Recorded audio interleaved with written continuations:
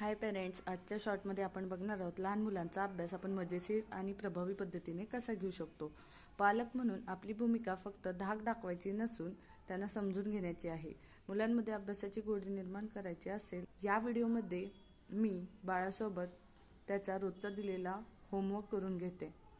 आपण बाळाचा होमवर्क करत असताना बाळाला वेगवेगळ्या ॲक्टिव्हिटी करायला लावू शकतो। स्लॅन्टिंग लाईनच्या सोबतच एक पेज बाळाला कलर करण्यासाठी दिलेलं असतं, ज्यामध्ये वेगवेगळ्या प्रकारचे ऑब्जेक्ट्स किंवा काईट, बॉल अशा प्रकारचे बाळाला चांगल्या वाटणाऱ्या आणि मजेशीर अशा वस्तू असतात, जे बघून बाळ स्लॅन्टिंग लाईन ही पटपट काढतं आणि मग ड्रॉ करण्यात आपला वेळ घालवतं।